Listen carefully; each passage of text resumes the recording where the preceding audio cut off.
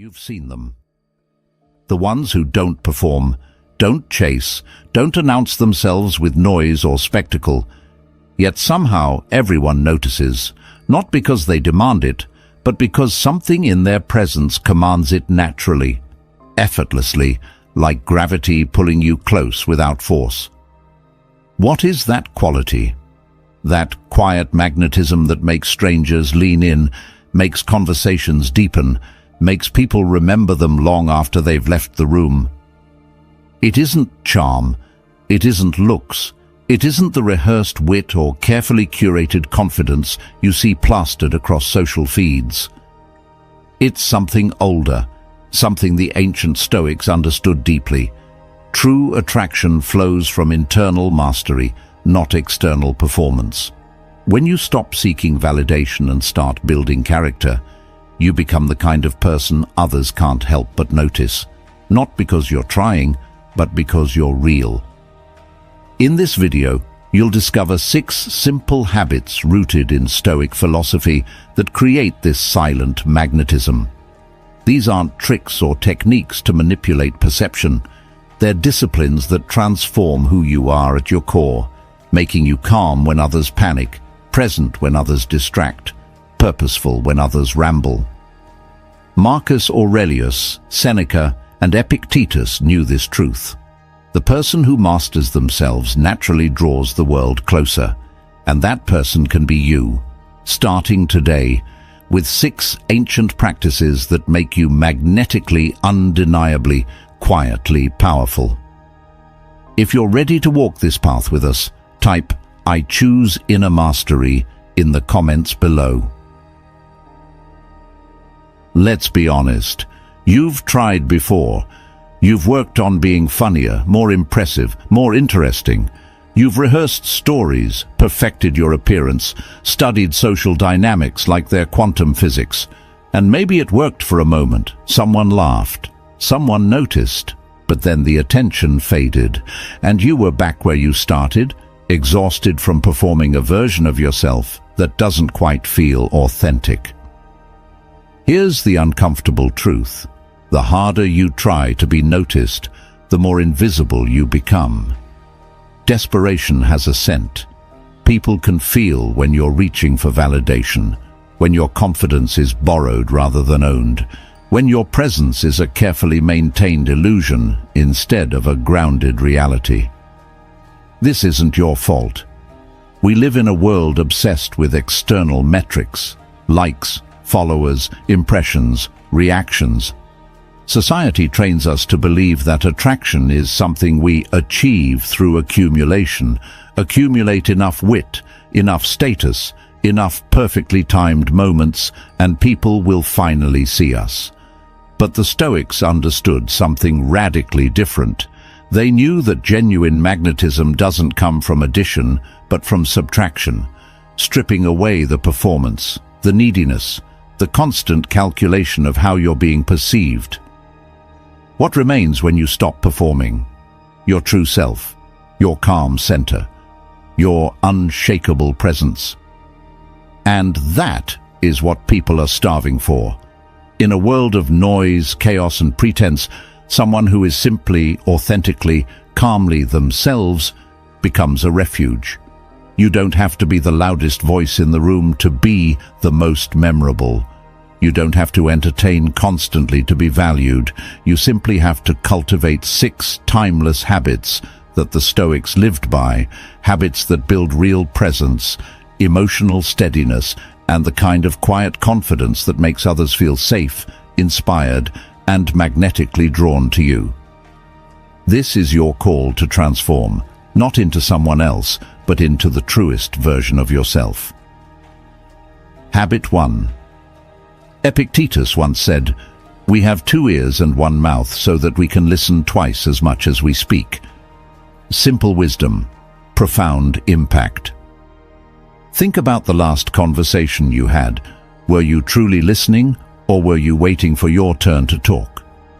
Were you present with the other person's words, or were you mentally drafting your response, planning your story, calculating how to steer the conversation back to yourself?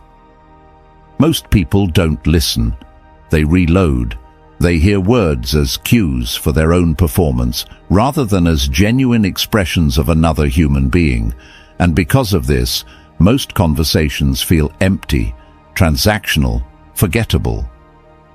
But when you listen, really listen, something shifts. The person speaking feels it immediately. They sense your full attention like warmth from a fire. Their words slow down. They go deeper. They share things they didn't plan to share because your presence creates safety, and safety creates trust, and trust creates connection that most people spend their entire lives searching for. This is the first habit of quiet magnetism, listening deeply. Not as a technique, but as a discipline of presence. When someone speaks, you put down your phone. You stop the mental commentary. You look them in the eyes and give them the rarest gift in modern life, your undivided attention. The Stoics practiced this relentlessly. They understood that true wisdom comes not from speaking, but from absorbing, from observing, from being fully present to the world and the people in it. Marcus Aurelius wrote constantly about the importance of focusing on what is, rather than what we wish were true. Listening is how you practice that focus in real time. And here's the paradox. When you stop trying to impress people with your words and instead give them the space to be heard, they become impressed with you. Because you've done something almost no one else does, you've made them feel seen, valued, important. You've given them your rarest resource, your attention, without expecting anything in return. People don't remember what you said. They remember how you made them feel, and the person who listens deeply makes others feel like they matter. That is magnetic. That is attractive. That is the quiet power of being fully, intentionally, generously present. Habit 2. Marcus Aurelius faced betrayal, war, plague, and the weight of an empire crumbling around him.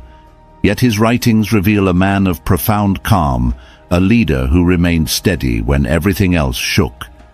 His secret? You have power over your mind, not outside events. Realize this, and you will find strength. Inner calm isn't the absence of chaos. It's the refusal to let chaos dictate your emotional state. Watch how people react when things go wrong. Flights get delayed. Plans fall apart. Someone criticizes them publicly. Most people spiral. Frustration bleeds into their words. Panic tightens their body language. Reactivity controls their decisions. And in those moments they become smaller, less trustworthy, less magnetic. But the person who stays calm, the one who absorbs the blow without collapsing, who responds thoughtfully instead of reacting impulsively, that person commands the room, not through dominance but through steadiness. People instinctively look to the calmest person in crisis because calm signals strength, wisdom, emotional maturity, the very qualities that make someone feel safe to be around. This is the second habit, maintaining inner calm. The Stoics called it apatheia, not apathy, but freedom from being controlled by destructive emotions. It's the discipline of pausing before responding, of choosing your emotional state rather than letting circumstances choose it for you. You practice this in small moments. Traffic doesn't go your way. You breathe instead of cursing. Someone interrupts you. You let them finish instead of fighting for airtime. A project fails. You assess what you can learn instead of spiraling into self-criticism. Each time you choose calm over reaction, you strengthen your inner citadel.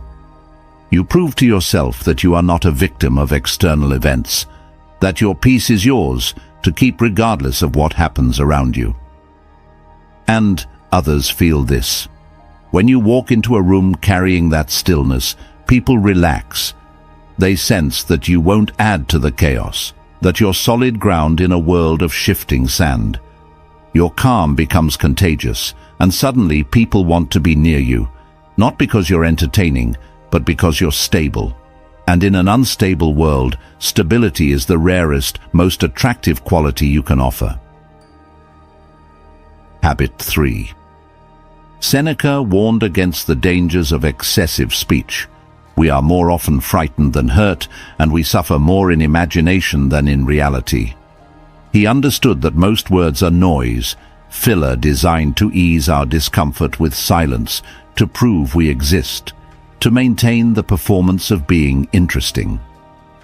But the Stoics valued economy, not silence for silence's sake, but purposeful speech, words as tools, not decorations. When you speak, you mean something. When you're quiet, you're observing, learning, waiting for the moment when your words will actually matter. This is the third habit, speaking with purpose. Think about the people you respect most. Do they fill every silence with chatter? Do they interrupt, over-explain, dominate conversations with their opinions? Or do they speak less frequently but with greater weight, choosing their words carefully, saying what needs to be said and nothing more? Purposeful speech creates authority. When you're selective with your words, people listen more carefully when you do speak. They lean in. They remember, because they know you're not wasting their time with verbal clutter. You're offering something considered, something true. The practice is simple but difficult. Before you speak, ask yourself, does this need to be said? Does it need to be said by me? Does it need to be said right now? If the answer to any of those questions is no, stay quiet. This doesn't mean becoming robotic or withholding. It means respecting the power of language. It means recognizing that silence can communicate strength, thoughtfulness, self-control, all qualities that make you magnetic without saying a single word. Epictetus taught his students to examine their thoughts before releasing them into the world. The undisciplined mind speaks impulsively, reactively, carelessly. The disciplined mind filters, refines, and releases only what serves truth, connection, or understanding. When you adopt this habit, you stop rambling. You stop filling awkward pauses with nervous laughter or trivial commentary. You become comfortable with silence, and that comfort signals confidence. It tells others that you don't need constant validation through verbal performance, that you're secure enough to let moments breathe. And when you finally do speak, your words land with impact. People remember them, they quote you later, because you've earned their attention by respecting it. Habit 4. The Stoics had a practice called premeditatio malorum, the premeditation of evils. They intentionally visualized worst-case scenarios, not to be pessimistic, but to build emotional resilience. By confronting difficulty in their minds first, they stripped adversity of its power to shock, to paralyze, to control them. Marcus Aurelius wrote, "The impediment to action advances action. What stands in the way becomes the way."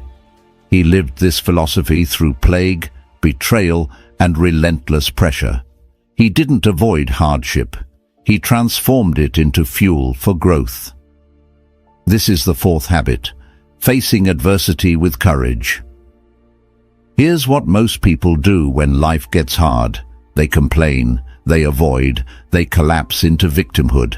They broadcast their struggles as excuses for why they can't move forward, why they deserve sympathy, why the world is unfair. And while that's understandable, it's also repellent. People don't want to orbit someone drowning in self-pity. They want to follow someone swimming toward shore despite the current. Courage doesn't mean pretending hardship doesn't hurt. It means acknowledging the pain and choosing to act anyway. It's the quiet decision to face what scares you, to stand firm when everything in you wants to run. to keep your dignity intact even when life strips away your comfort. When you cultivate this habit, something shifts in how people see you. They watch you encounter setbacks and notice that you don't crumble.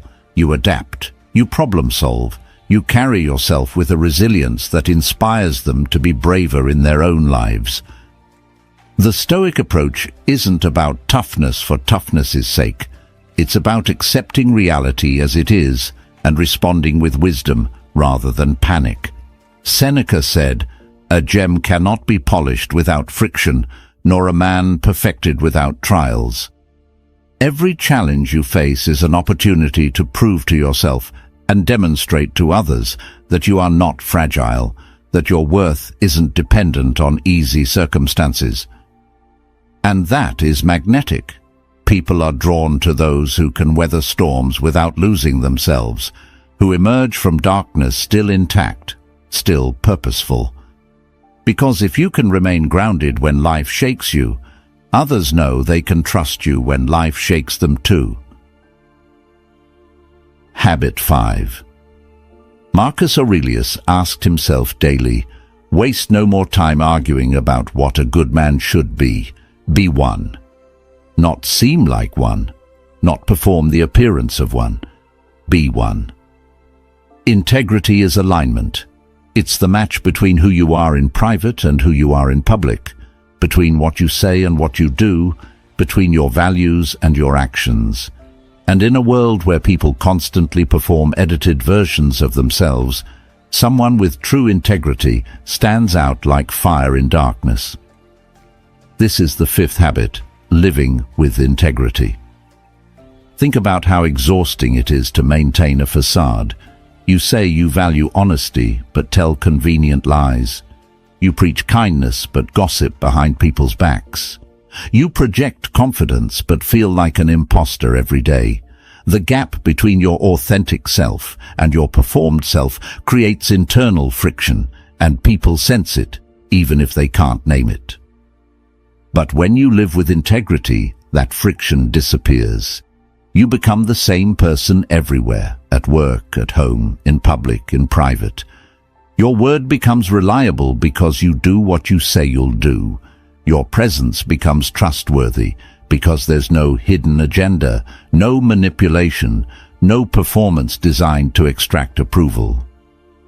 The Stoics understood that virtue, arete, was the highest pursuit. Not wealth, not fame, not pleasure, but the cultivation of excellent character. And character isn't what you claim to be. It's what you consistently demonstrate through thousands of small choices that no one's watching. When you choose integrity, you stop trying to control how others perceive you. You simply act in alignment with your principles and let that speak for itself. If someone criticizes you, you can meet their gaze calmly because you know your actions match your values. If someone praises you, you can receive it without inflating your ego because you're not dependent on external validation. You've built internal validation through consistent, authentic action. This creates a magnetic quality that's almost impossible to fake: trustworthiness. People relax around you because they know you're not playing games, not wearing masks, not saying one thing and doing another. They know what they see is what they get. And in a world of illusions, that honesty, that wholeness, becomes irresistibly attractive. Integrity makes you solid, dependable, real, and real never goes out of style. Habit 6. Epictetus taught, first say to yourself what you would be, and then do what you have to do. Notice he didn't say, be perfect immediately. He said, become. The Stoic path is one of continuous evolution, not static achievement. This is the 6th and final habit. Focusing on growth over perfection. Perfection is a trap. It's the voice that says you're not ready, not good enough, not polished enough to show up authentically. It's the standard that keeps you hiding, waiting for the mythical day when you'll finally be worthy of being seen. But that day never comes because perfection doesn't exist. It's an illusion designed to keep you small, safe, and stuck. Growth, on the other hand, is real. It's messy, it's vulnerable. It's the willingness to be imperfect in public, to try things you're not good at yet, to admit when you're wrong and adjust course. And paradoxically, that vulnerability, that honest acknowledgement that you're a work in progress, is deeply attractive. People don't connect with perfection. Perfection creates distance, intimidation, the sense that you're untouchable and therefore unreachable. But growth? Growth is relatable. It's human. It's the shared experience of stumbling, learning, improving, and stumbling again. The Stoics practice daily reflection, examining their actions, identifying where they fell short, and recommitting to their principles the next day. Marcus Aurelius filled his journals with reminders to himself, not because he had mastered virtue, but because he was practicing it daily, imperfectly, humbly. When you adopt this mindset, you stop pretending you have it all figured out. You stop performing flawless confidence and instead embody honest self-awareness. You share your struggles not as complaints, but as evidence of your commitment to becoming better. And people respect that. They admire the person who admits their weaknesses while actively working to strengthen them. This habit also frees you from the exhausting need to defend your ego. When someone offers feedback, you don't deflect or justify, you consider it. When you make a mistake, you don't spiral into shame. You extract the lesson and move forward. You become anti-fragile, growing stronger through difficulty rather than breaking under it. And that energy, the energy of someone constantly evolving, learning, refining, radiates hope. It tells others that growth is possible, that change is achievable, that they too can become more than they currently are. That is inspiration, and inspiration is magnetic. So here you are, 6 habits, 6 disciplines rooted in ancient Stoic wisdom. But separately, they're just practices. Together, they create a complete transformation, a shift from performing for approval to embodying authentic presence. When you listen deeply, you make others feel valued. When you maintain inner calm, you become the steady presence people seek in chaos. When you speak with purpose, your words carry weight that casual chatter never could. When you face adversity with courage, you inspire others to be braver. When you live with integrity, you build unshakable trust. And when you focus on growth over perfection, you radiate the hopeful energy of someone becoming more. These habits don't work in isolation. They reinforce each other, creating a compounding effect that transforms not just how others see you, but how you see yourself. You stop measuring your worth by external validation, because you've built internal validation through disciplined character cultivation. You stop chasing attention because your presence naturally commands it. You stop performing confidence because you've developed real confidence, the quiet kind that doesn't need to announce itself. This is the Stoic promise fulfilled. Master yourself and the world responds.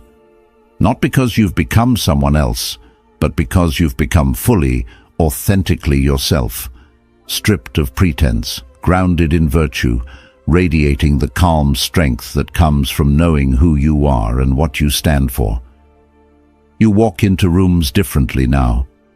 You carry yourself with a stillness that others notice but can't quite name. Conversations deepen around you. People seek your presence, your perspective, your calm. Not because you demand it, but because you've cultivated something rare and precious in a noisy, chaotic world. Genuine, unshakable, quietly magnetic presence. You already have everything you need. You don't need better looks, more charm, or a complete personality overhaul. You need 6 simple habits practiced daily with intention and discipline. Start today. Choose one habit. Maybe it's listening more deeply in your next conversation, or pausing before you react to frustration, or speaking only when your words add value. Practice it until it becomes natural. Then add another. Layer these disciplines slowly, patiently, the way the Stoics did, not chasing perfection, but pursuing progress. Marcus Aurelius didn't become a philosopher king overnight. Seneca struggled with his temper for years. Epictetus taught that wisdom is a lifelong practice, not a destination. They were human, imperfect, constantly working on themselves. And yet their commitment to these principles made them legendary, not for what they accomplished externally, but for who they became internally. You can become that too, the person who doesn't need to chase attention because your calm, authentic presence naturally draws it. The person others remember long after you've left the room. The person who embodies quiet magnetism, not through tricks, but through character. The Stoics left you a roadmap. Now it's your turn to walk the path. Be the quiet power. Be the steady presence. Be undeniably, magnetically, authentically you.